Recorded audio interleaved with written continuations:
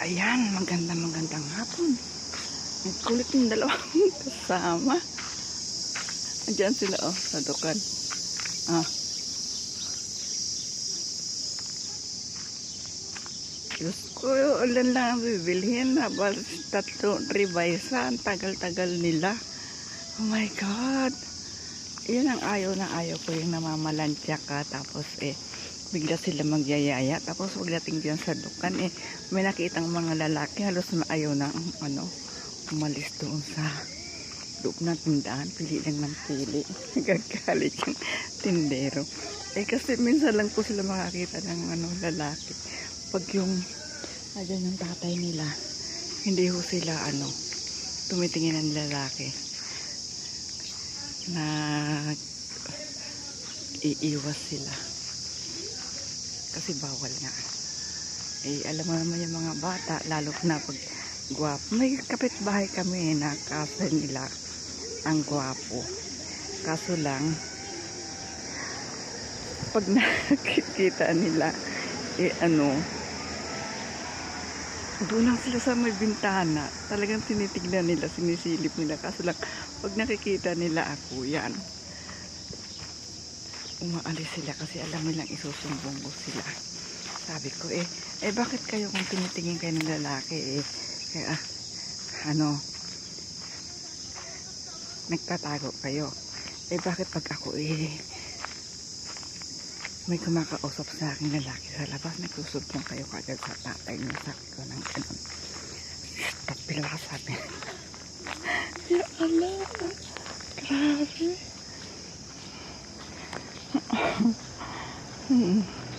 Bibisit ako.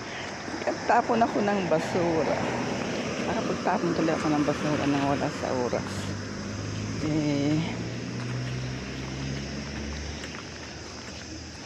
Dapat mamayang gabi pa ako magtatapon ng basura. Ayan yung bahay. Yan palibot ng bahay dito. Bahay ko ng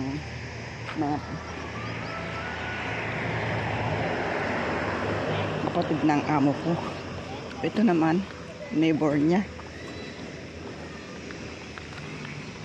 Ayan yung may tamar na yan. Ang dami na naman tamaro. Kasi mag-iid na. Id na ho sa amin dito sa 6. Kaya sila busy naman sila ng palakwat siya. Kanina aga-aga nila. Ayun, may Pakistan na dumaan, nagpapahulugan ng damit. Aray ko, saan nararating yung pag-vlog ko. Ayan, tingnan nyo yung tamar. Ang dami ng tamar. Ito ngayon, okay na yung dahon niya. Ay. May na. May mga walak-walak na. Ayan yung mango. Tingnan nyo yung mango. Ang liliit ng bunga ng mango. Tingnan mo nyo yung putbulho. Nakarating nga dito. Tila tayong putbulho doon. Ngayon, lumipat sila rito. Kasi may bakanting dyan. May bakanting lote dyan. Kaya bandang ganitong oras hanggang mamaya maingay sila dyan. Ang dami. Papasok na po kami sa amin. Dito ako nakita ng amo kanina nag-video.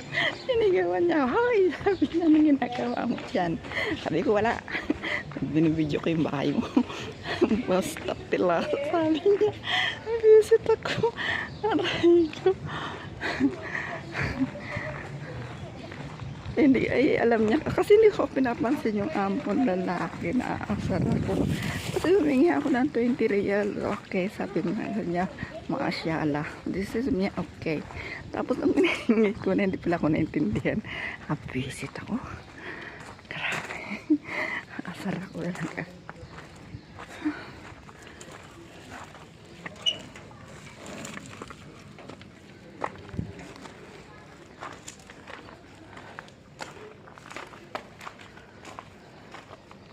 Dito na ako sa loob. Tingnan yung mga rose ko. Sobrang init ang bulaklak nila ay naglalanta. Grabe. Ang bulaklak ko niyan ay malalaki, pero ngayon tignan nyo. Ang hitsura. Ay.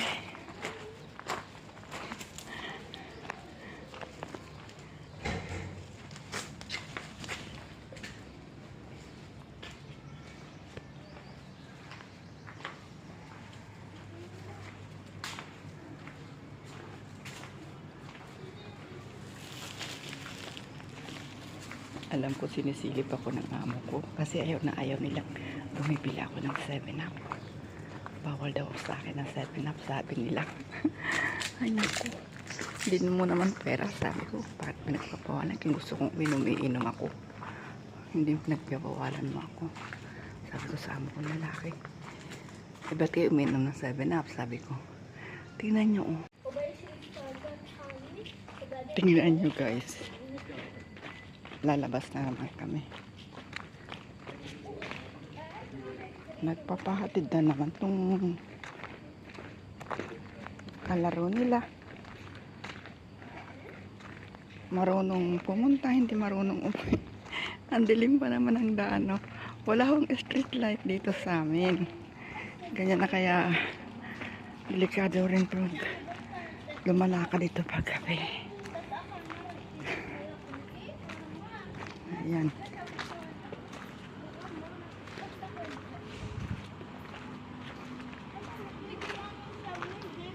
Ayan. So anyway guys, papasok pa lang kami. Ano naman yun? Alam nyo, kaya minsan ayaw ko mag-video kasi yung mga umani, pag nakikita lang nagbibideo ka, bigla silang nagsisisigaw sila ng ganon. Lalo yung may naglalakad. Yung mga madam na yan. Mga ano yan. Nag-exercise sila. Mga buang mga tao dito. Nag-exercise sila gabi. Ako, nagja-jogging sila gabi. Oh my gosh. Tinapon ko yung pagkain na hindi naubos. Kasi dito, pag may hindi naubos yung pagkain, hindi na nila kinakain, tinatapon nila. Binibigay dyan sa mga pusa. May maraming pusa dyan eh.